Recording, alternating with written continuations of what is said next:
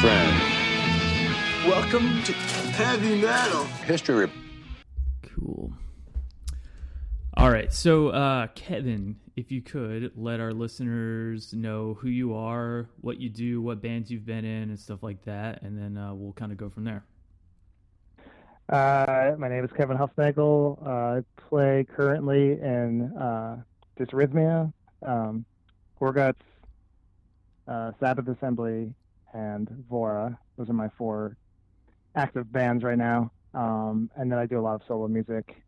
And those are my primary musical activities right now. Tons of stuff. It feels like you're in everything.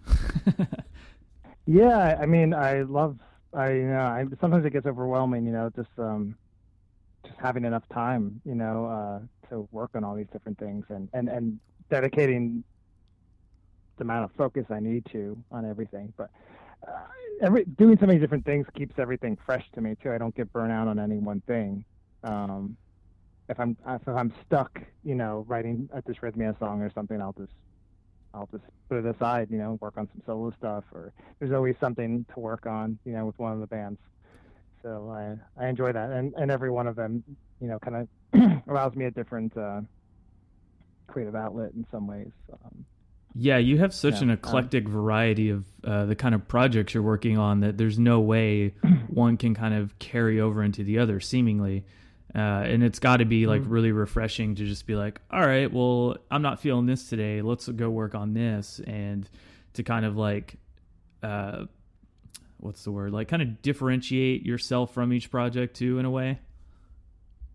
Yeah. And the good thing about the, all the bands I play in is, even this rhythm, I'm not, all the weight isn't on my shoulders to be the instigator of like every single idea or write every song. All my bands are pretty collaborative, and so that's nice too. I love working on music that's presented to me by someone else, rather than starting the initial idea.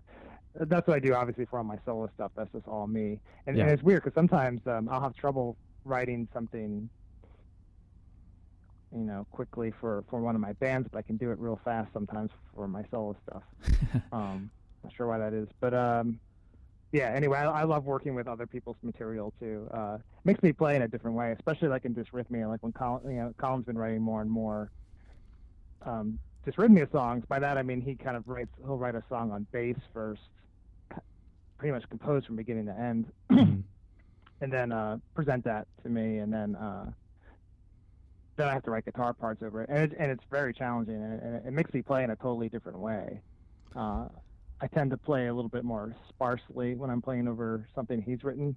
Mm-hmm. I think because when I sit down to write a song by myself on guitar, most of the time I'm probably filling up a lot of space with my own playing when I'm writing a song. So sometimes when someone else gives me a song where they're filling up a lot of space already, then I don't want to trample all over that, or it gets too chaotic sometimes. So it's kind of nice because it makes me play a little bit. It makes me play differently and write things that I probably would never write out of thin air if I was trying to write a song from scratch, So I like these different things. Sometimes working with other people's music, it makes me approach things differently than I would myself if I was starting a song idea or a composition.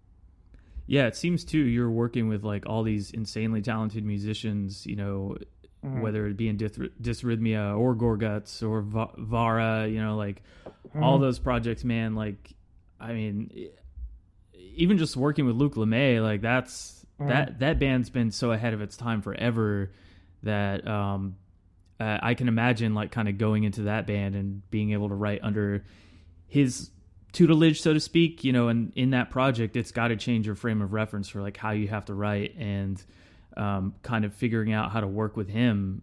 And how was that like when that kind of first came about, when you were like, oh shit, I'm gonna be playing in Gorguts and I have to write Gorguts songs now? Like, what was that like?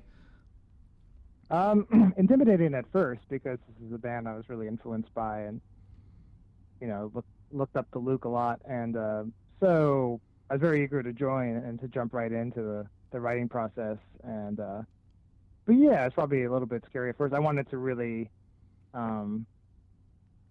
respect the Gorguts legacy. Mm-hmm. You know what I mean? Like not I don't know. It's intimidating when you join a band you enjoy so much and you've been influenced by, and now you're the new guy. You don't want to fuck it up. But the good thing about when we wrote Colored Sands together, 7 out of the 9 songs. I think it's 9 songs on that record. Luke wrote, and those were I think those mostly were the first ones we worked on, were the ones that he already had written, and it gelled really naturally to the point where I think after 5 or 6 songs, Luke was to Colin and I, he was like, I'd love it if you guys both wrote something, so that was an honor to be able to actually write a song from scratch, for the band.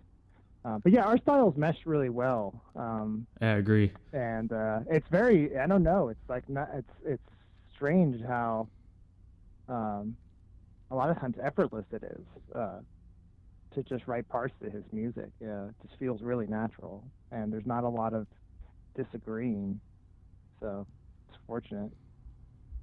So before we get a little too ahead here of like what you're working on now and where you're at, let's go kind of back to the beginning here with your early days, when you kind of first discovered heavy metal. What were some of those records and bands that like got you into the genre? And maybe, because I feel like you have a lot of non-metal influences too, and what were maybe some like non-metal things that you were into? Well, I think the non-metal stuff is I guess the kind of music I heard first, as if we're going way back to my childhood. Non-metal stuff being things like Michael Jackson, disco, and then classical music and folk, Jim Croce and stuff like that, Simon and Garfunkel. And so I think even from an early age, before I really knew what music was really, just the sounds I was hearing around the house, I think my ear was really drawn to dark and melancholy sounds. Like a lot of that old folk music has that kind of vibe to it, a bit melancholy.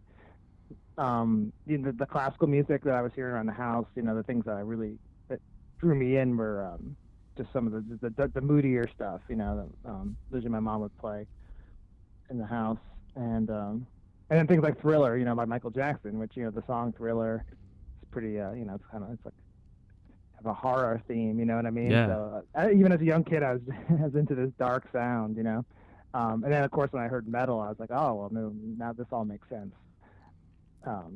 And yeah, I mean, as far as when I got into metal, that was pretty early on. Mainly, I went to a Catholic school, and I transferred to Catholic school like end of 2nd grade. Mm-hmm. I don't remember very well, but I do remember like 3rd grade on the bus. There was like the 7th and 8th graders in the back of the bus that brought their boom boxes on the bus rides, and they were playing Twisted Sister and Motley Crue and all that. And pretty soon I was like, "What's that you guys are listening to?" And that's kind of how I first got into it. It was actually through the older kids on the school bus, and kind of me and all my other classmates around, in my grade, kind of got into this music all around the same time, and just went out and bought tapes and watched a ton of MTV and bought every magazine I could find at the grocery store on metal, and just have a lot of fond memories of those days of discovery. And I think it's the progression everyone goes through when they get into metal, especially. It's like you first hear about the popular mainstream stuff, and then your tastes kind of get more and more. You start searching more and more underground, and your tastes get more and more extreme, and you want to find something heavier than the next thing. So that was the progression my taste took too. As I went through middle school, my interest in metal got more and more particular, more progressive, and I guess also, once I got a guitar, obviously I was really into the musicianship aspect of metal, so I started searching out. At that time, too, as a young kid, and this is the 80s, so, shred was a huge thing. Yeah. So I was really interested in finding metal bands with crazy guitar players. And there were a lot of them back then. Bands like Racer X, there was this label, Shrapnel Records. Oh, hell yeah. I know all about those. Cacophony. Yeah. So I was just really into that, and I still love a lot of that stuff. Holds up for me. That's got to be one of the biggest tragedies in metal, is like Jason Becker and his whole story, man. I watched that documentary. It just like it burns me up inside, this such talented individual was robbed of that. But you know, I know he's like still working on stuff, and he writes music with his eyes and everything like that, and he has all of his friends play the stuff that he's written, like Marty Friedman and all those guys. And just seeing that kind of, I guess, drive to still want to make music is really, really inspiring. The fact that he's like, I don't care that I'm in this chair, I'm still going to write music. Like, I mean, it's amazing. That's the bright side to all of this. Yeah. Yeah. This condition is, I don't think there's many people that would have that kind of dedication and resilience. And he's lucky. I mean, he's lucky. He's lucky that he's surrounded by so many caring people that care for him and people that respect his music and can help him out so much. I lived in the Bay Area for a little while, and I know every year or two they would do like the benefit concert for him, and I never ever got to make it out to one, but I didn't live that far away from where he's at, and people were always like, oh yeah, you can just like email and go request to like meet Jason Becker. And I never did it because I was too scared. I was just like, oh man, I don't even know what I would say. I'm a terrible guitar player myself. Like it was kind of overwhelming. I would be intimidated to play. Yeah, I'd be intimidated to play in front of him. I watched some of those videos where people stop by and play for him. It's really overwhelming, but I was like, you know what, the thought's cool, the thought's there. I know that I'm like in his area. That's cool enough for me. But so one thing I wanted to kind of go back on, you were talking about those kind of early days when you're discovering music and having to find everything. I think with the advent of technology right now, it's so easy to find like the most extreme underground thing, whereas like back in the 80s, you had to rely on like tape trading and actually going to a record store to kind of find these things, and also like your group of friends to discover other things. I mean, was there a point where you were just like finding all this music and you still were kind of like, I don't know, this is really what I'm looking for right now? And how did you kind of like find those things that you wanted to listen to? Or did you just start like making your own version of that, I guess, like writing your own music? But yeah, I mean, definitely writing my, I first started getting into, when I was after playing guitar for a few years, I had some abilities, and then so of course I wanted to start making my own music with that. And at first, you kind of emulate your influences. That's just what happens, So I had this prog metal band in high school that never released anything, but we were together for a few years, and our music was very reflective of what we collectively were into at the time, which was bands like Queensryche and Fate's Warning and stuff like that. But yeah, pretty soon after that, especially once I entered college, I was like, how can I do something that's more unique to me? Stop trying to copy other people so much. One way to kind of, for me to do that was just, I started getting really into alternate tunings. Tuning my guitar to just whatever strange tunings I don't even want to say I could think of, because I wasn't even thinking about it. I just pretty much use my ear, just kind of play one string at a time. Basically, just tune all my open strings to what sounded to me like a cool chord, when you just strummed it open, and that opened up a whole. I felt like that's kind of when I sort of started to find more my own voice with my, approach to harmony and stuff like that. I think I'm getting a little bit off the question though. No, you're fine. Okay. Well, no, actually, but you made me think of like, so with metal, I felt like it was kind of easy. It was like, I felt like as I got into new bands as a kid, it was always like, man, this sounds even better than the other thing, and it was like one band leading me to the next, like there were lots of gateway bands leading me to these other bands that I liked even more. And it was all a combination of, reading tons of magazines, reading the liner notes, the thank you lists inside albums, just buying stuff based on the album cover if it looks like evil or cool, a lot of like talking to friends about what they were checking out. Also the radio station WSOU, which is still around but not as good as it was back in the day, but it's a college radio station in North Jersey. Discovered a ton of stuff from that radio station, because they would always say what they played, and I would sit there with blank tapes and record constantly, stuff off the radio, and then if I really like something, I'd kind of write that down and go find it at the record store and buy it. You know what's really funny is I used to do something fairly similar to that, because I was still in the age growing up where like we didn't quite have the internet yet, but we were like getting there. So what we had on our TV was like a heavy metal station, like on our cable channel, that it would just play metal music all day. So what I would do is I hooked up my tape recorder to my TV, and I would just record the station on a tape all day, so that way I had the songs to listen to later, and I wouldn't have to like have that channel on. I was like, that was how I found music, and I would do the same thing where I'd be like, okay, what is this? Cool, I need to go to the store and buy that on CD, so that way I wouldn't have to listen to this stupid tape over and over again. Right.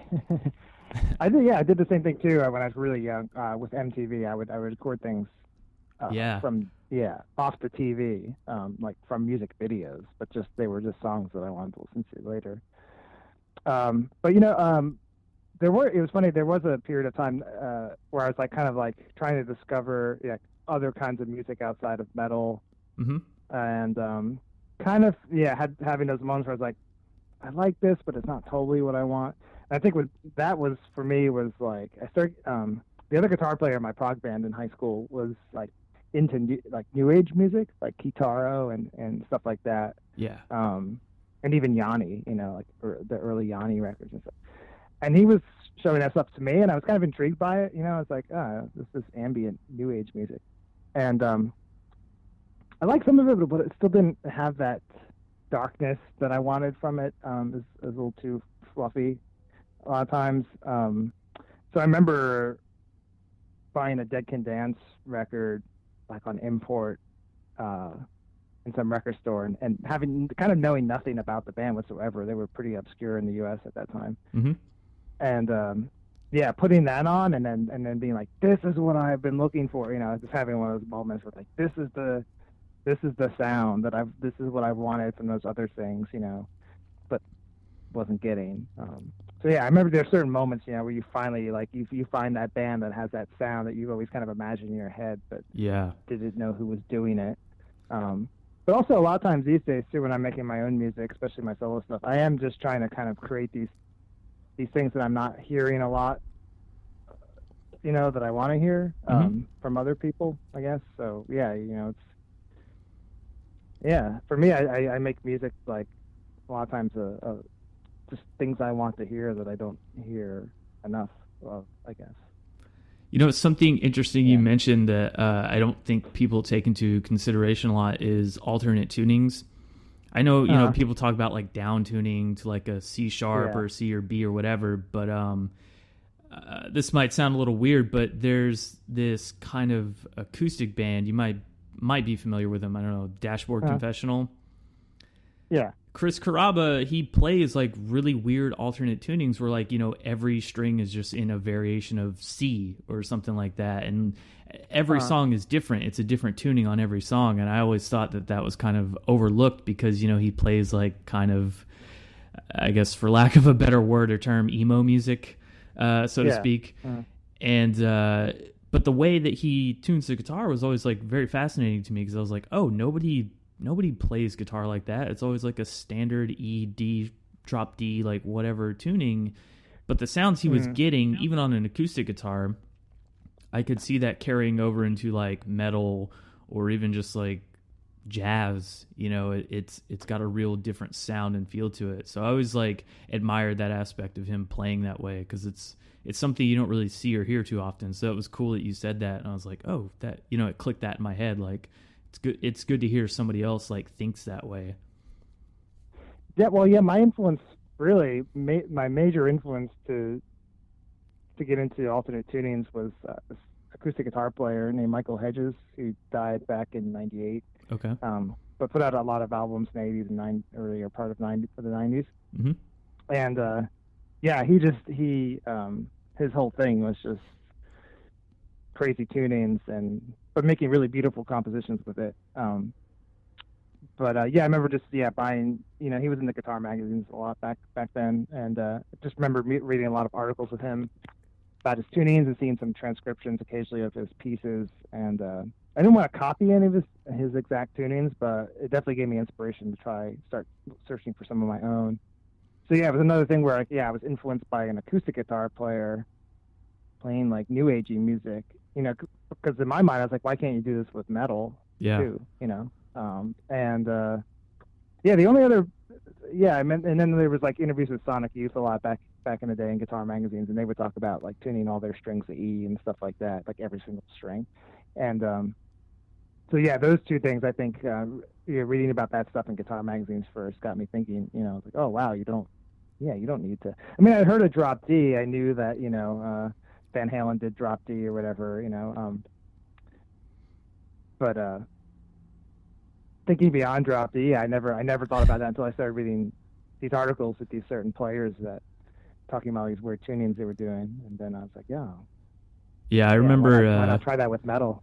Yeah, it's kind of interesting when you first realize that you can tune a guitar a different way, and it it changes like how you want to play things for a little bit of time until you like try and discover something else. I remember like when I was kind of first learning how to play guitar, and I was like, I realized that Carcass tuned down to like B or like a B flat or something like that, and I didn't want to ever not play in B for like the longest time, and people would get my guitar and they're like, what is wrong with this thing? And I'm like, nothing, right, it's just a drop B. Yeah, it's Yeah. insane that he plays that way, but man, he makes it sound good, that's for sure.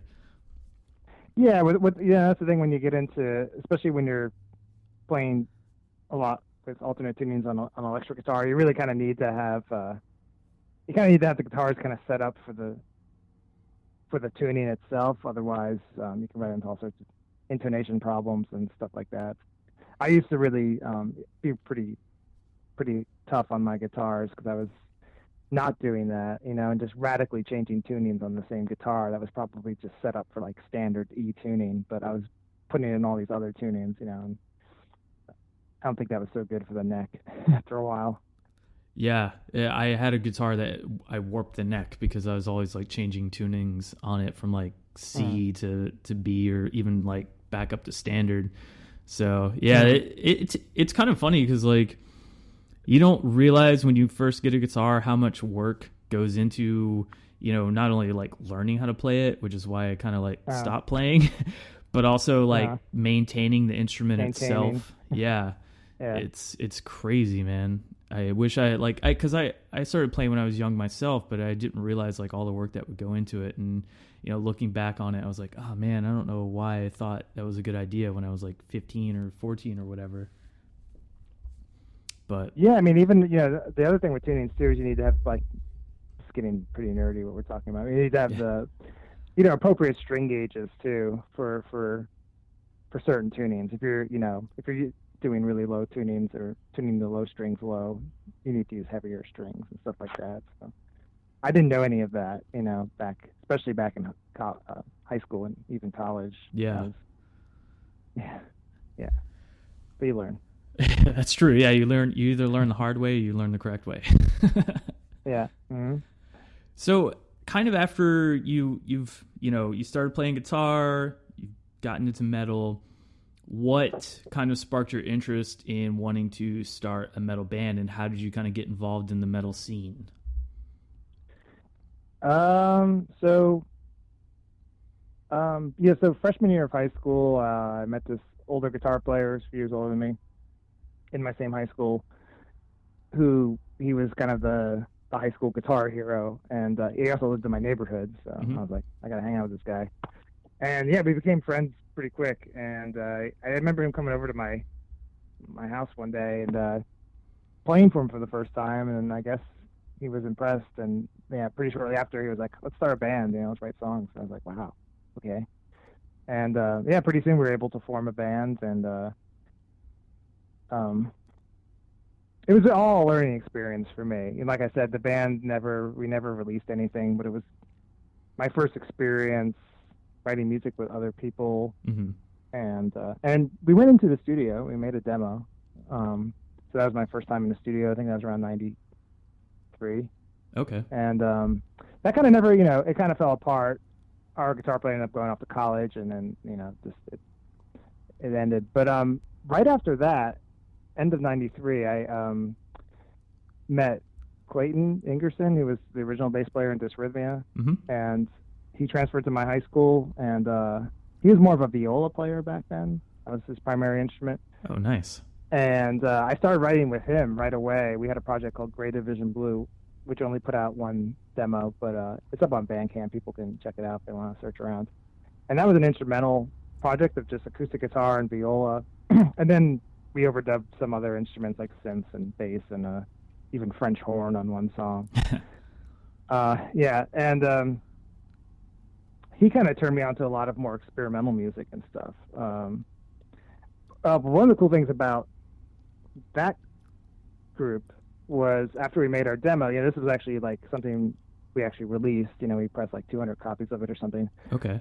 I ended up, I was also friends with this guy named Tom Phillips in high school who has a band called While Heaven Wept, who are like a epic doom metal band that's been around since like 89 or something. And I gave him this Grey Division Blue demo and he loved it. And at that time he was really involved in like the underground like zine scene, especially overseas in Europe and stuff, like, and he just started sending our demos like out with his own music to all these different zines, and all of a sudden I started getting all this mail from like Lithuania and France and stuff, Greece, and it was crazy. And that was kind of my entry into the metal scene outside my basement, Yeah.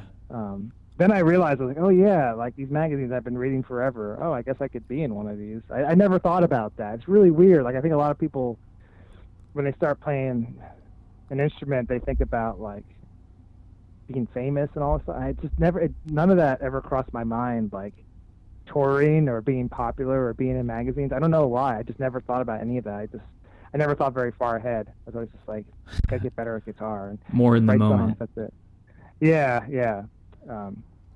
So that was kind of cool. That's it's crazy. Like one of the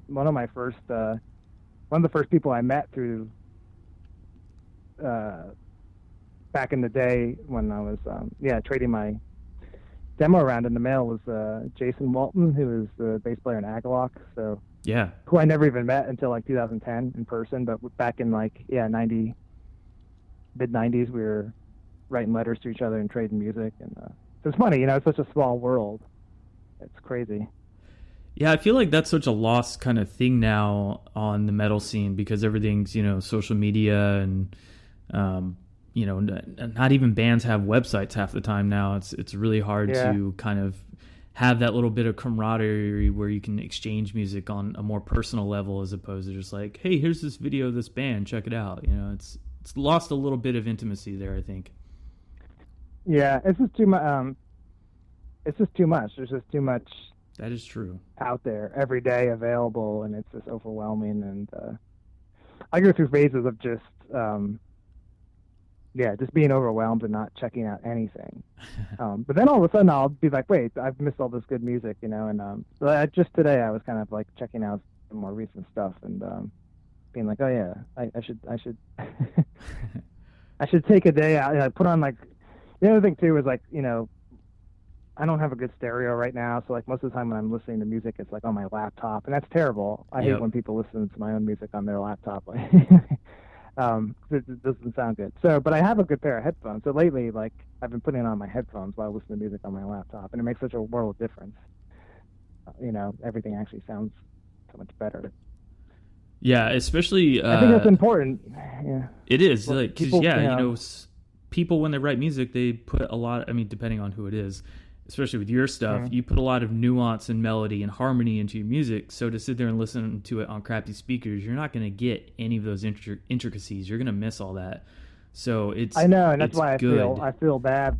Yeah, like listening to like certain music where I can tell, like I was like, okay, there's a lot going on here. I'm not doing this justice by listening to this on my shitty laptop. I got to put on headphones, and I've been doing that a lot more lately. So, because I know, like you said, I know how it is too. It's like I put a lot of effort into all these things and mixing the record a certain way and all these details, and no one's going to pick up on any of that. Yeah, I made that mistake when on their phone or. Oh man, the phones are the worst. I don't even understand how people do that. You can't even hear anything. But I did make that mistake when I first found out about your new solo record. I put it on my laptop speakers, and I was like, "Oh no, this isn't gonna work."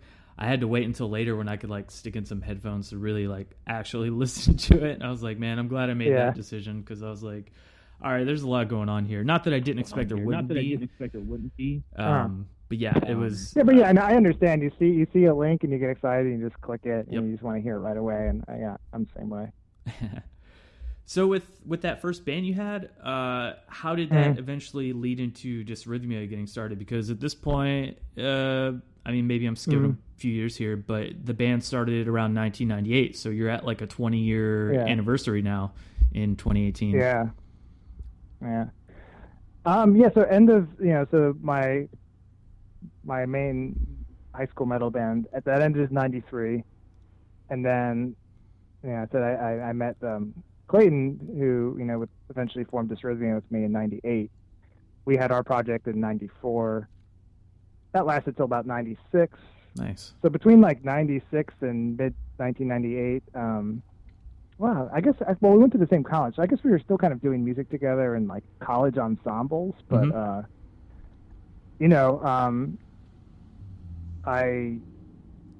I wanted to do new music with him again, even though our little acoustic duo thing was kind of over. I was like, let's start an instrumental band that's like more rock oriented, and let's find a drummer. And so that's kind of how my high school metal band led to Dysrhythmia. Was basically that band broke up. I met the guy that I formed Dysrhythmia with, even though we had a different music project first. We realized we are a good creative team. And so, a little bit, 2 years later, we formed Dysrhythmia together, and that's how that happened. One of the things that I really enjoy about Dysrhythmia is the fact that it's all instrumental. And I think for when the project kind of came out in like the late 90s, early 2000s, that's a really bold choice because nobody was into that kind of music, I feel like, around that time. Yeah. It was all like very early metalcore, kind of like the late era of death metal. I mean, what kind of sparked that choice to just be an all-instrumental band with rock and some metal influence in there? I mean, that's a pretty hefty decision to make around that time, I feel like. Yeah, I guess, it's like, obviously with a band like that, you're not thinking about being popular, so. Yeah. So we didn't really care. It was like, this is what we feel like doing, so let's do it. I think our influences back then, they weren't really other instrumental bands. It was more liking the instrumental aspects of a bunch of non-instrumental bands that we wanted to combine together. Like, Clayton came more from, like, a little bit more from, like a DC punk kind of background. He was really into, like, Bad Brains and Black Flag and Fugazi and stuff like that. Yeah. And No Means No. So sort of like it's punk, but it's like there's a bit of musicianship going on, or like progressive ideas, so he brought that kind of like punk energy, rawness kind of thing into the band that I think is still carried over still, even though he's not in the band. And where I was coming from slightly more of a metal background with some prog influence. And so put those two together and it seemed to make sense to us. But yeah, there weren't a lot of, it was funny, like I remember shortly after Dysrhythmia put out our first album called Contradiction, which is it's really just a demo that we pressed on CD, and it's not very good, and I don't care if anyone ever hears it. But it's kind of where we had to start. But I remember sending it out to some zines or whatever, and seeing comparisons to bands like Don Caballero and the Fucking Champs, and these were all, and Breadwinner, and these were all bands I had never heard of before. So I was like, oh, who are these bands we're getting compared to? And then I was like, oh, they're also instrumental bands? I didn't even know. And right around that time, those bands were still around, and they're coming through Philly, so I got to see a lot of those bands when I was living in Philly. And it was cool to see, like, there's other... Oh, and then, of course, there's the band Stinking Lizaveta from Philadelphia, who are really underrated. They've been around before Dysrhythmia, and they're an instrumental trio too. So they were like a big inspiration as well. I was like, well, these guys are doing it. But yeah, in general, I mean, I remember when Relapse first signed Dysrhythmia, and that was pretty bold of them, I guess, because there certainly weren't any other metal labels signing quirky instrumental bands. Yeah, And we were that's even true. less of a metal band back then too. We were more of like I guess more people were calling us math rock back then. You know, it wasn't like a super metallic. It was like aggressive, but it wasn't like super metal. You know, Hmm. back then the earlier records. Um, I mean, there were metal labels like Shrapnel putting out like shred instrumental music, but you know what we were doing was so different. It had nothing to do with that. There's not any, there's not even any guitar solos in Dysrhythmia songs. It's more about the trio ensemble and everyone being equal. There's no like star, you know what I mean, of Yeah. the band or whatever. Yeah, it seems Um, like over within the past few years, though, that kind of aspect of just instrumentalists has kind of like blown up a little bit. You know, you're seeing a lot more of these mhm, bands like Chon and Polyphia and Scale of Summit. You know, they're just all mhm. these instrument or oh man, what's the other one? If These Trees Could Talk. Like that's kind of made this little like comeback, so to speak. I don't want to say comeback, but that's the only word I can think of right now. And uh, you know, it makes sense for now because it seems like people are a lot more open-minded with like not having to have vocals in a band. Like it's not, I yeah. think people forget that, like it's not required to have vocals. It's just an added thing that people like to hear. um in my opinion, seemingly from like radio and pop influences. You know, you have to have the vocalist.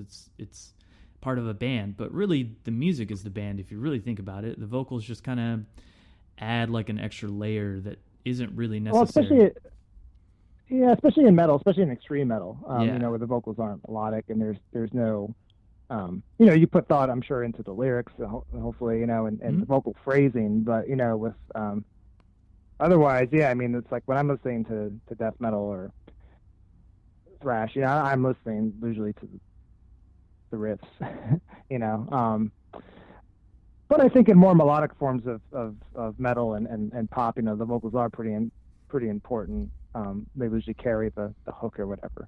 But um, yeah, I don't know. To me, it always made sense, doing if you're gonna make like dissonant, weird rock metal. I was like, well, because a lot of times with those bands that we were influenced by, like Watchtower and Confessor, Oh and yeah, these were all Watchtower. bands that I loved, and I actually loved the vocalists in those bands, but so many people hated the vocalists in those bands.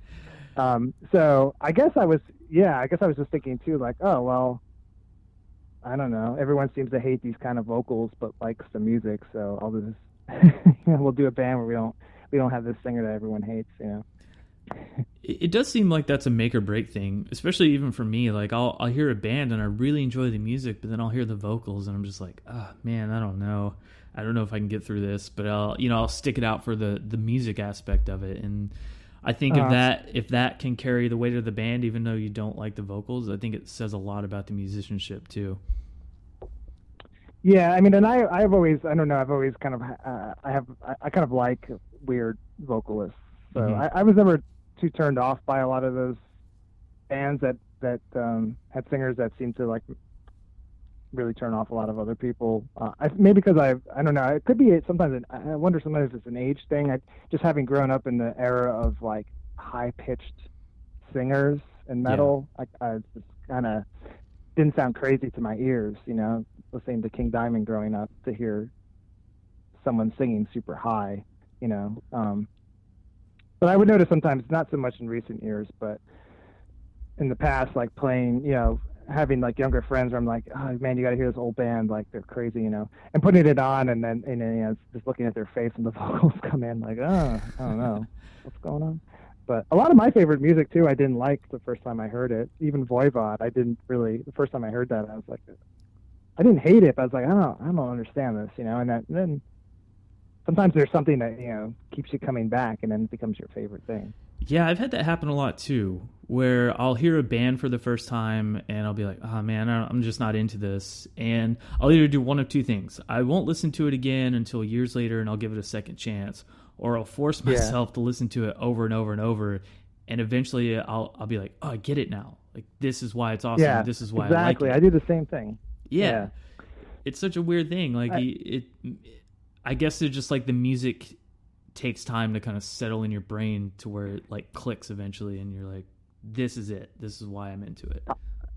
I get scared sometimes when I hear something really like that I really love right away. Um, I get concerned like, I like this so much right now, right away, that I don't know if it's going to like stand the test of time. Because some things that I like a lot right away, I just want to listen to a ton over and over again, and then I kind of burn myself out on it. That happens too, the opposite. I think that's a good segue for kind of what I want to talk about next, and that's Vaura. When I first heard Obsidian Damascene Sun, it was one of those moments where it was like, I like this immediately, and I didn't stop listening to it until the next record came out, and then when that record came out, I didn't stop listening to it. I still listen to it. It was just one of those things where, like you were talking about earlier, you're just trying to find something that you hear in your head, but nobody's really quite hitting that thing. And then I heard this, and it was like that Back to the Future moment, where he's like, "Hey, that new sound you've been looking for?" That was it. Yeah. It's something. Cool. It's something about, especially with that song "Obsidian Damascene Sun." It's that truly unsettling opening riff, and then the vocals come in, and it's like that melancholic, dark feeling. And the two kind of like, they're completely opposite of each other, it feels like, but they juxtapose really, really well. And that kind of took me off guard, and I was like, whoa, this is actually what I've been trying to find forever, and now here it is. And cool. That's great to hear. It seems like there's a lot of weird influences in that project, especially a lot of like 80s kind of like Sisters of Mercy vibe a little bit in there, along with like this, just, I don't know what it is about that riff in that song specifically, man, but it's just like this, it's so unsettling. I don't know how to else to explain it except for that word.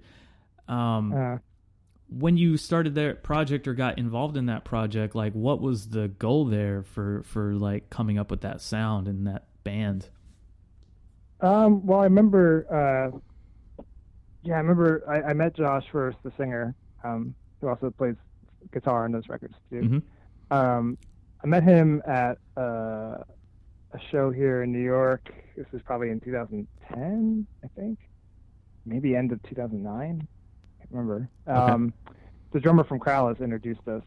He was our mutual friend. Just kind of casually, like, oh, this is my friend Josh. Nothing about starting a band or anything, And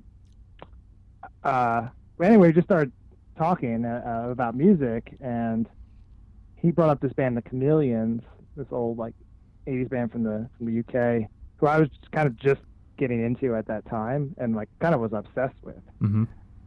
I got real excited. I was like, wow, you listen to that band, And he's like, and then we started talking about metal, and then I was like, wait, this guy likes all this post-punk, new wave stuff, and we're around the same age, so we kind of had very similar memories of how we discovered music, through MTV and radio, and it seemed like our eclectic tastes really lined up, and so he was like, man, I got like almost an album's worth of material I don't know what to do with, demo. Can I send some of it to you? And it wasn't really like, let's start a band. I think he said at first he just wanted my feedback on the songs, and even at that time I was in less bands, but I still felt a bit too busy to take on anything else. Mm-hmm. And so maybe he did mention that. Oh yeah. He said check out my songs, and then I think he said like it was more like a session thing. He's like, maybe if you want to play some guitar on it, we can like. It wasn't like forming a band. I viewed it as more like, oh, he has a solo project, and maybe I'll play some guitar on it if I like it, So anyway, he sent me the demo, and some of those songs ended up, being turned into songs that we put on both those first two records. But these were like really like early versions with just drum machine, and it was just like a really murky sounding. But even still, I could tell. Like I remember being pretty impressed when I listened to it for the first time, because I didn't know what to expect, and I was like, whoa, I gotta work with this guy now.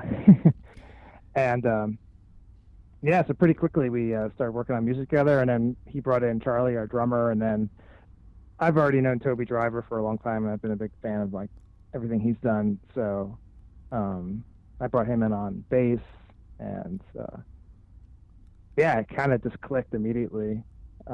We come from different backgrounds.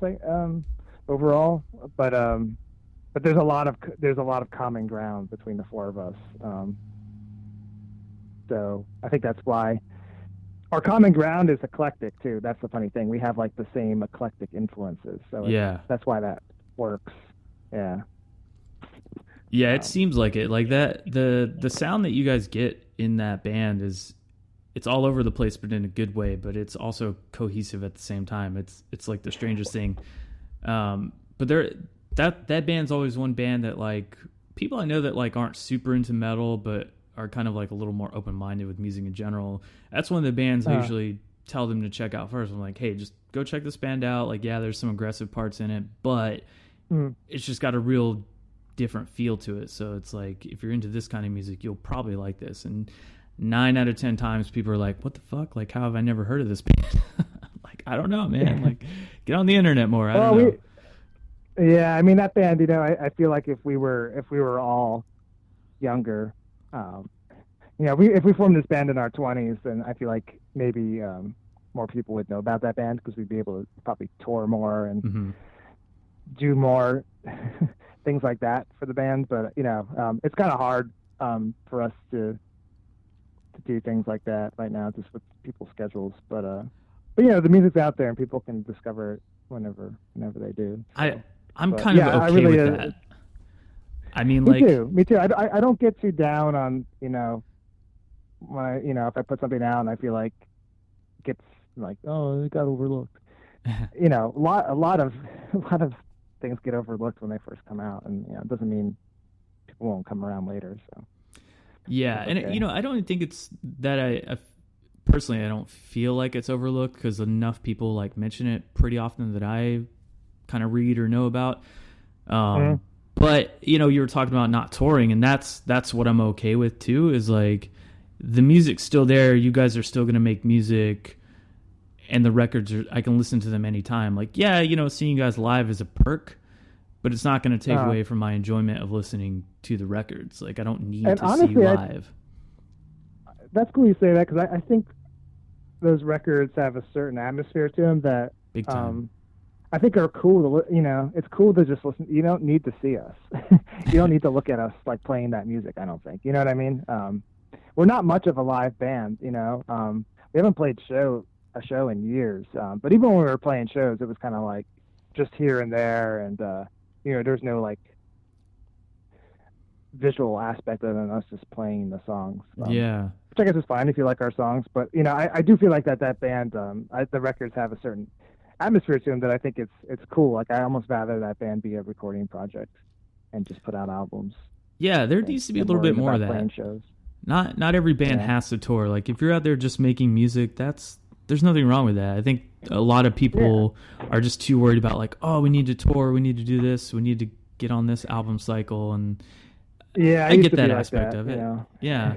Yeah. So you guys are working on new music for that project now, right? Or pretty much everything you're doing, you're working on new music for right now. Is that correct? Yeah, pretty much. Yeah, I mean, Vaura recorded an album last summer, last August. Besides the vocals, so it's tracked. It's been tracked for like a year. There's just been some, I don't know, slight complications with like where it's going to be mixed and do we have the budget for it and just boring stuff like that. But yeah, there is this. It's coming together, and I mean, it should come out next year. I think people will be pretty surprised by it. It's pretty different. I mean, it still has the Vaura sound, I guess, but it's probably less metal than the first two records. I'm okay with that. No blast beats this time. Yeah. Yeah. It's more it's a little bit more arty and weird. But still pretty song oriented, I guess. But yeah, I'm excited for it. I hope it comes out soon. And so let's see. So you're also working on Gorguts, Sabbath Assembly, and you just put out a solo record. So you've been like busy as hell, just writing music constantly. Like, what do you do to just kind of like disconnect from that for a little while? Because it seems like you're just constantly putting stuff out. I mean, I love it. I need to have it. Yeah, I kind of need it, you know, every day I need to work on music. It's just like an addiction. I think it's healthy for me. But if I also don't like to feel like I'm forcing things, so sometimes that happens. It's really strange. Sometimes I'll really get on a roll with like starting a new solo album or something, and then think like, man, this is coming together so easily, and then it's always at the halfway point. I'll get about 4 or 5 songs done, and then I just sometimes I just freeze up. I'm like, shit, like I just kind of feel like I don't know what to do, and I'll just kind of take a break for like months and then just come back to it later, and then usually the rest will figure itself out. I'll be inspired again. But if I notice that the inspiration's not there, I don't have a problem with just, like I said, just working on something else. I've got plenty of other projects to work on, but as far as things like other things that I do to kind of like take a break from that, I love nature. I like going on hiking trips, and I like to run. I try to do that as much as I can. Just go for runs and just kind of clear my mind. Those kind of things. Yeah. Oh, hey, you know what? Thank you for reminding me of that. Because it seems like you have a fondness for like 80s movies and horror movies, and you did that Halloween EP last year with the Phantasm and Unsolved Mysteries and Fright Night. What is it that draws you to those things? Because I'm the same way. I love 80s. I love horror movies. Yeah. Again, I think it's that, it's a bit of nostalgia, I guess, for that time of being a kid and feeling scared. I grew up in a log cabin from, pretty much all throughout my middle school years, and in the woods, near a lake. And oh wow. That whole time in my life is when I was discovering metal and getting into horror movies, and I think the atmosphere of where I lived also, it all kind of tied together to me, and I have a real fondness for that time of my life, that time in my life, I mean. And I don't know. I would like to do another one this year, like another Halloween EP. I'll do some more covers of some themes. What are some of your favorite movies from that era? Well,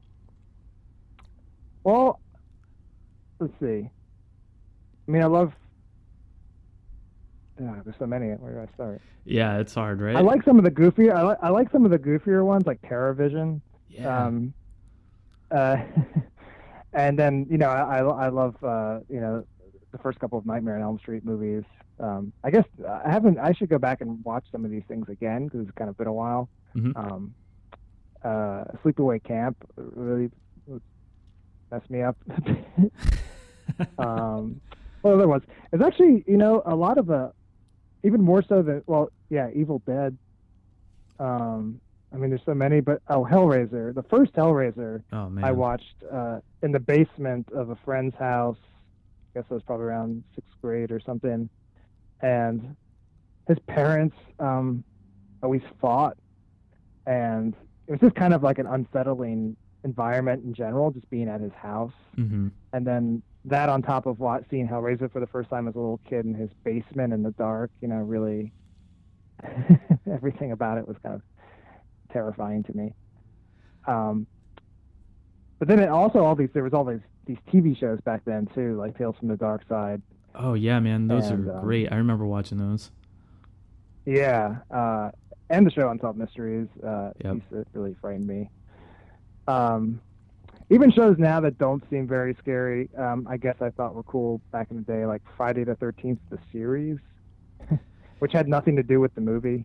Yeah, that show was actually kind of interesting if they didn't throw like the Friday the 13th thing on there, But I think it was in the heat of just how popular the franchise was. It was kind of hard not to do that, I think. Yeah, again, like it'd be interesting to go back and watch some episodes from that show again, because I don't. I remember some creepy episodes as a kid, like wax figures melting and stuff like that in an episode. But I feel like I read an article not too long ago that was kind of in defense of that TV show, and they kind of broke down like how ahead of its time it was a little bit. And the show ran for like 2 seasons, and back then that was like good if your show ran that long. And I think it had like 40, 50 episodes. It was quite a bit. and they kind of broke down like why the show is better than everybody kind of remembers it, but it got bogged down with like the weight of the Friday the 13th franchise, and it got overlooked. Yeah, I think that was really I think that was really confusing to a lot of people. I guess people probably tuned into that show thinking it was one thing, but it turned out to be another. There was also that show Freddy's Nightmare. Yeah. Freddy's Nightmares. Yeah, which was but that was an obvious spin-off from Friday the 13th. I mean, Nightmare on Elm Street. But anyway, yeah, all those shows I loved. There's a show called Monsters. I mean, that one was pretty goofy, but I remember that one. War of the Worlds, like not the original, but like the one they had in the 80s. Mm-hmm. I used to find that show pretty creepy. Yeah. If I could make a suggestion, Mm-hmm. This is an 80s movie. It's not necessarily a horror movie, but I would love to hear like your interpretation of the RoboCop theme song. I feel like you would like make that sound even more badass than it already does. I mean, Basil Polidorus, his scores are legendary in their own right, but I think the way that your style kind of works with like all those harmonies and stuff that you do would make that theme sound pretty badass. Okay, I have to go back and check that out again. Yeah. It's been a while since I've seen the movie or heard the scene. Oh man! All right, good. Yeah, because I've been kind of compiling a list of one show that I thought had a really awesome theme. It's kind of an obscure one, but this show called The Hitchhiker. I think it used to be on HBO. Huh. Yeah. Wasn't really like a horror show, but it had an eeriness to it. Basically, just bad things happen in every episode. It's just like bad things. It's usually like bad things happen to bad people. It was kind of like every episode had this like moral, like don't do this, or else something bad's gonna happen. But anyway, I had a really great theme. But again, I when I heard it, I was like, oh, I heard it. I checked it out again recently, and I was like, oh yeah, this sounds like something that I could adapt to my style and interpret it in some way that still came across, from like you recognize it, but it's something different about it. Yeah, I'll have to check that out. I've never heard of that show, but it sounds pretty interesting. I like older stuff like that too. Like I said, like 80s and kind of, I don't want to say dated stuff, but yeah. I don't know, man. I guess I grew up in kind of the same era, so it's got a special place in my heart. I like the soft focus of the way things looked back then. Mm-hmm. I don't like everything is so HD now and sharp and crystal clear, and I kind of don't like that, especially with horror movies and stuff. Yeah. To me, it takes a lot of the mystery and atmosphere out of things when things are too clean. Yeah. Yeah. No, I agree. And that's kind of too like it. That's like the whole vibe of horror in a sense. It's supposed to be kind of gritty and dirty and unclean looking, but yeah, I guess it's just. How I feel about production on records too. Yeah. I mean, what do you because do you self-record all your solo stuff, or do you go into a studio to do that actually? Both. Both. Okay. There's some albums where I've recorded with Colin, like the new one I did with Colin. Okay. My one called Ashland, which was like the all baritone ukulele one, that I did with Colin, and then one I did with Colin early on was called Songs That Disappeared. Mm-hmm. So those are 3 albums where I did them with Colin because the guitars on those albums are supposed to sound like properly recorded. Yeah. You know what I mean? They're supposed to sound like guitars, like especially the uke record I did is, it's just literally like listening to me sitting on a chair playing in front of you. It's like really stark. There's no effects, it's just a microphone, but he has the great microphones and knows how to, I could have tried to do that myself at home, but it just wouldn't sound as good. So there's certain records where I know, like, I'd rather go to him and he knows how to do it properly. But then there's a bunch of other records that I've done myself. And those are the ones where, I'd spend insane amounts of time crafting those albums because I have, because I'm not paying anyone by the hour. So I'll spend, those are my most experimental records, basically the ones where I'm trying to like just completely manipulate my guitar tracks and turn them into something else by just like crazy editing and processing in the computer and stuff like that. I still have a lot of ideas. I want to take that into a more extreme direction. You know, I have all sorts of ideas for future solo projects I haven't gotten to yet. That's kind of what I love about your solo stuff, though, is everything is completely different from the last thing, and I think it shows not only your versatility, but like the amount of freedom that a solo project kind of brings you. It's like, oh, well, I want to do this thing. Yeah. It doesn't matter. I can do it. It's my thing. Yeah, it's a great feeling. Yeah. Yeah. And so with the new one that you just put out, was it last month, correct? Yeah. 2 weeks ago. Yeah. Okay, 2 weeks ago. Yeah. Sometimes time for me, it just like blurs into one bubble. So it's like something that came out 2 months ago was actually a week ago. And it's like, well, okay. It's confusing when like, it gets confusing when, you know, a record's coming out, but like, you'll see like articles previewing, you know, streaming songs or previewing things, you know, like 2 months before the album's even out. So people kind of just, especially in this day and age of no one going to record stores anymore, it's easy to like kind of be like, when did this album already come out? I mean, I've been seeing about it, reading things about it online for months now, but you know, then you find out it's still not out yet. Yeah. So when you kind of started this new one, I assume, you know, you're always, like you said, you're always writing stuff. You always have projects going on. Was there like a general theme in mind when you kind of wanted to start this new record, or did you just kind of like start from scratch and do it that way? There was a definite concept first for this one. Yeah, it's hard to say. I mean, there's a couple of different inspirations for this new record. I guess one of the main ones was I was kind of thinking about all the different instrumental tracks I liked on like older metal records by non-instrumental bands. You know, basically a lot of albums that had like cool intros or interludes.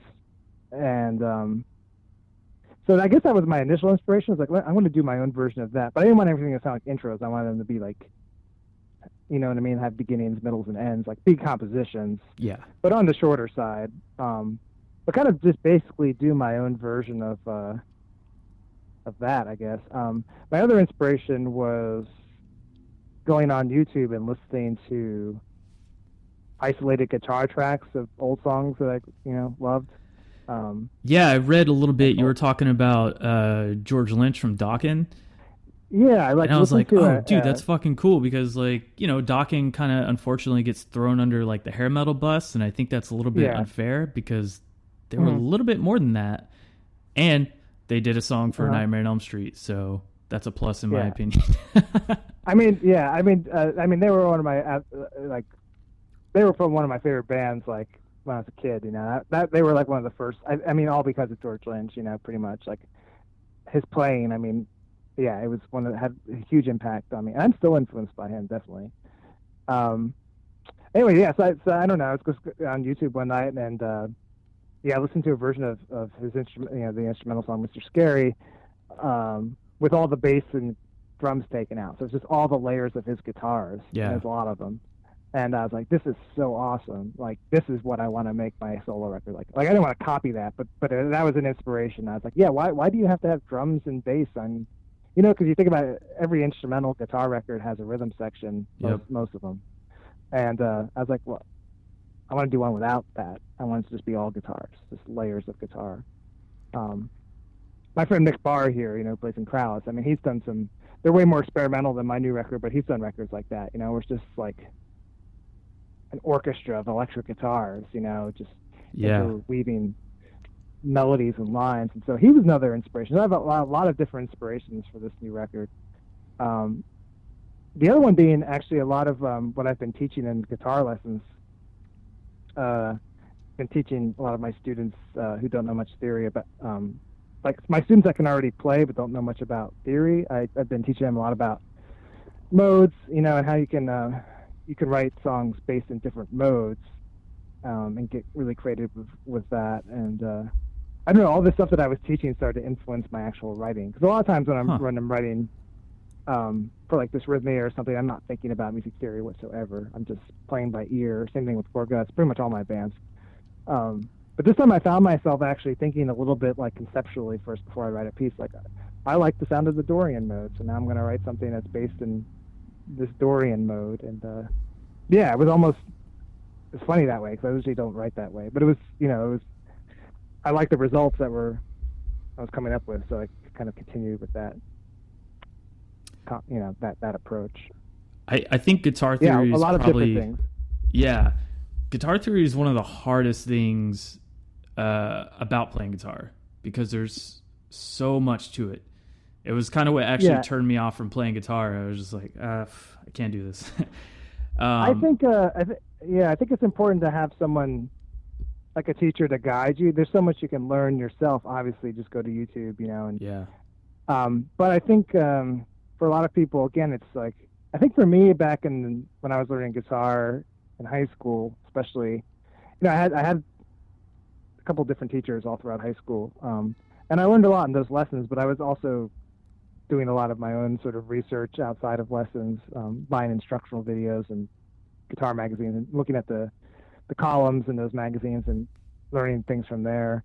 But still, it was kind of like when you bought records back then, you got a lot more out of something because there wasn't as many options. Like I had like a couple different instructional videos back then that I just watched over and over and over again, and I got so much from them. Whereas I feel like now on YouTube, it's just there's too much available. I mean, it's easy to get distracted. You start watching something, like, I don't get it, and you just move on to something else. And so I think it's kind of I think there's still a need for teachers, to keep students focused, and hopefully like explain things. I try to explain things to my students that in ways that made the most sense to me, and not always the way my teachers tried to explain them to me. Because I found a lot of times back then when my teachers were trying to show me stuff, I kind of got it, but not entirely.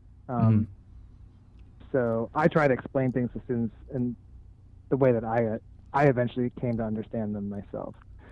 If that makes any sense. I think that's really important, is having a good teacher and a good way to, find out somebody's learning style. I think that's kind of like everyone learns differently. Yeah, and I never had any good teachers or anybody that really like showed me good ways to learn guitar, so I just kind of like, I tried self-teaching and that went okay for a while, but eventually it just got too overwhelming, and that's why I kind of gave it up.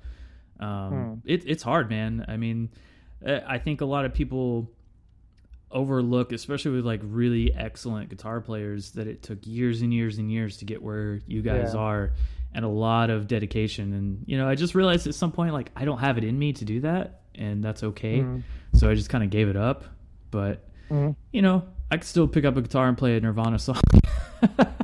I mean, people play for different reasons, So I have students that just want to, just play cover songs, just play songs they like. Right. That's their goal. So that's fine. Yeah. Kind of getting back to your new album, you're talking about all these guitar layers on there, and I really, really hear it. And it's such an expansive kind of listening experience that when I was listening to it, it almost reminded me of kind of a soundtrack in some parts, or even like a video game, like kind of background music too, if that makes sense. And a lot of when I listen to music, it's usually when I'm working on either like art or writing stuff for my podcast or writing in general. And one thing I really enjoyed about it is that it's one of those albums that you can listen to and it just kind of like puts you in this groove, if that makes sense. Like, you can have it on in the background, you can listen to it, and you can still hear, if you have headphones, that is, you can still hear all the nuances kind of going on. And every time I've listened to it about 3 or 4 times now, I still don't think that's enough, but like every time I've listened to it, I've heard like a new little layer or new little thing added here or there. And I mean, how much guitar is on there? I'm sure it's a lot, but I mean, as far as like parts you wrote and overdubs and layers, it's really expansive, man. I gotta admit, it's really inspiring to hear it. Cool, thanks. There's quite a bit of layering on every song. Before I went into the studio to record this record, I had done demo versions. Like basically, as I was writing these songs, I was demoing the ideas at the same time. So I have all these sort of my own home demos that I've made of all these songs, and so I was pretty prepared when I went into the studio with Colin. I even tabbed everything out, all the different overdubs and layers and harmonies. So tried to be as organized as possible because, yeah, when I was demoing it, I was just going, it's easy to just kind of go crazy and just keep adding stuff. And then when I was trying to organize this all for the real recording, I was like, God, what did I get myself into? It was kind of crazy at first, like trying to write everything out. But it was a little bit of a, I was pulling my hair out at times in the studio, just with, I don't know, just remembering the order of what layer goes when, which should I track first, what's the foundation even. Oh, you know what I mean? Yeah, that kind of stuff. But it was ultimately, it was a lot of fun. And there's 2 songs that didn't make the album. I could have put them on there, but I just didn't want the album to be like any longer than it is. Mm-hmm. So I'm not sure what I'll do with those songs, but I don't, it'd be easy for me to do another record like that next. But I don't want to, because I get, like you said, it's like I want everything to be kind of a new thing every time. Yeah. Not to say I wouldn't go back and try to do like another record in that style later, but I think that's cool sometimes to kind of go back, to kind of something you did earlier, but try to like expand it even further, kind of thing. So maybe I'll do that years from now or something. But. I have to think too, even after all that work that you did, even though it was a little frustrating while you were recording it and getting it done, once the finished product was there, it had to have been like, yes, I did this, I accomplished it. It was a relief. Yeah. Did it turn out like you envisioned in your head, or was there still some things that you were like, I could have done this a little differently? There's like, there's 1 or 2 spots where, no one's going to notice, but I can hear it where I thought maybe I could have like laid into that note a little bit harder. I sounded timid for a second, no one's going to notice, but I can't help but like, I remember like, oh yeah, when I played that note, like, I started, because sometimes I would usually do like a couple of different takes of like a part, Yeah. And, I was wondering, I would start to think later, like, oh, was there another take I should have used instead that actually was better? Was that really the best take? But you can't, you got to let things go after a while. And ultimately, I'm happy with it. It's fine, But there's actually on the last song on the record, there's a part in the song. Where is it?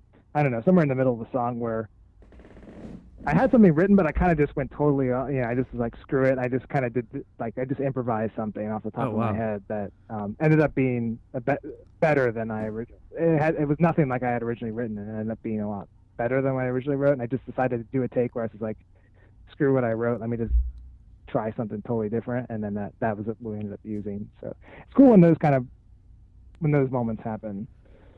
Yeah. Those are the kind of moments I wait for in the studio, the stuff that, happens on the spot that's better than what you had prepared. That, I like when those things happen. Yeah, because even though like you can write, sometimes improvising or coming up with something on the spot ends up being a better result. I read about stuff like that all the time with bands when they're like, oh yeah, we were recording this one thing and it was fine, but then we did this last minute and it changed the whole thing of the song, and now bam, look, it's like our biggest song, or something like that. Yeah. There's a song on that second Vaura record. Track is it? I think it's like track 7. It's called The Things We All Hide. Okay. And that's a song that we wrote in the studio on a lunch break, like towards the end of tracking the record. We had a break, and then our singer Josh was like, I have this simple riff, like, what can you guys do with it? Should we write something right now? And I was like, okay. And it was really funny, like Colin kind of came back he was recording our record, and he came back from like eating or something. We're like, we got another song we want to do. We just wrote it right now, and we kind of just put it together on the spot in the studio. And I don't know how many other people. I don't know if people think that's a great song or not, but like we were kind of impressed with ourselves when it was done. We were like, oh wow, you would never know listening to the record that song was written in like an hour and then just recorded pretty much on the spot. Wow. Yeah, it's good. I love when things like that happen. Yeah. To me, it means that there's true inspiration, and that's got to count for something. Even if it's not the best song ever, it was something that was truly inspired. Yeah, it clicked in that moment and it made sense to Yeah. get it out. Yeah. I love hearing about stuff like that, and it's interesting sometimes when I'll talk to people, they don't really like it depends on who you talk to, but some of them have been like, "Oh yeah, we came up with this last minute," and they don't really want to talk about it or like acknowledge that it was like you said, it was an inspiration factor, or like it just had to be done at that moment in time. So I like your outlook on it versus somebody kind of like passive being like, oh yeah, we did that last minute. And everybody's going to look at their own songs differently, so I understand that aspect of it too. Okay. Especially being an artist and somebody who writes, you're always your toughest critic. Yeah. Your own toughest critic, and it's got to be hard. But I love hearing about stuff like that, man. So that's awesome that you shared that. Two last things here, if you don't mind, and then we'll wrap it up. I guess kind of as a guitar player, whether listening to music or writing it, what kind of makes a memorable riff or guitar solo in your ears? For riffs, I don't know. I mean, I like all different kinds of riffs. You know what I mean? I like catchy riffs, but I also like just really like the most out there, bizarre anti-riffs. You know what I mean? Just things that are just like textural and abstract. Yeah, I mean, maybe you can't even call things like that a riff, but those are the kind of things that I'll hear in a guitar player doing a song where I'm like, that's interesting. So I like both extremes. I like the extremely experimental kind of stuff that will grab my ear. And then I also love just good riffs, just catchy, but there has to be something unique about it too. I mean, I'm a stickler for that. Like if it's a riff like that I feel like I've heard a million times, then I kind of I just kind of tune out, Yeah. I think there's still a way to make riffs be really, really grab a listener and still do something interesting harmonically with it. It doesn't always have to be so stock, as Lars would say, sounding, And then for solos, same thing. I mean, I love Trey from Morbid Angel, like his solos are total just chaos, but I get something from it. It's like total feeling. It grabs me emotionally. But also I love super melodic, pretty playing too. Again, if it's creative in some way and not just like something I feel like I've heard a bunch of times. Yeah, so, I think one thing as a listener, when you do hear a riff that's been kind of used over and over and, like you're saying, you kind of pass over it. It sucks when that happens, but what I do enjoy is when somebody plays a riff that you've kind of heard a lot, but they add something else to it, and it's like it kind of reinvigorates that riff for you again. It's like, oh man, they made that sound badass. I mean, that's how I feel with a lot of, I guess with a lot of the sludge bands and stuff. Mm-hmm.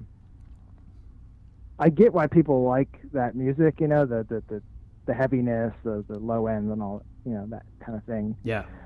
But a lot of times for me as a guitar player, I'm like, oh my God, these riffs are this is boring, Why aren't they doing something more interesting? And it doesn't have to be by interesting, I don't mean they have to make things technical, they don't have to it's more of a harmony thing. I'm like, why don't they just make those chords more interesting or just put like a lot of times in these bands there's two guitar players, but they're always playing unison. Yep. And I feel like unison playing sounds so much cooler when you just do it here and there. When you really want to emphasize like this is the big badass riff, then you play together. But I feel like especially when you have two guitar players, there's so many. Especially when you're playing slow music, that's the great thing about slow doom and stuff like that. Is like it gives you all this time to really milk the note. So, yeah. A lot of times, I just wish like the note choices were more interesting, or like they would do something more creative between the two guitar parts.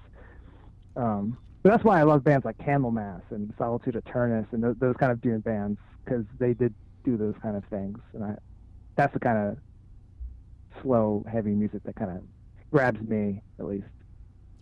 Yeah, there's a band, I don't want to name them or anything like that, but they have 3 guitar players in their band, and you could have fooled me and I would have thought they only had 1. Like they don't use that to their advantage whatsoever. Like 90% of the time, they're all just playing the same riff. There's no harmony. There's no nothing. And it's like, why have 3 guitar players? It doesn't do anything. And it's weird because I mean, with those kind of bands, if it's volume they're going for, then you can still have one guy and have more amps. You know what I mean? It's the same thing, really. I don't even know if it's volume, because know. I've seen them live a few times and they just sound muddy as hell. Like there's nothing that you can differentiate out of their sound at all. And it's like, oh, this is disappointing. Well, yeah. In a live situation, man, just adding one additional guitar just makes everything so much more complicated. That's the nice thing about Dysrhythmia is, like, you know, when we play live, we can play in the shittiest spaces acoustically and still manage most times, just because it's so stripped down. You know, it's just guitar, bass, drums. But the second you add a second guitar in, that just really complicates things. And then especially vocals on top of that, it's just so much harder to get a good mix. Yeah.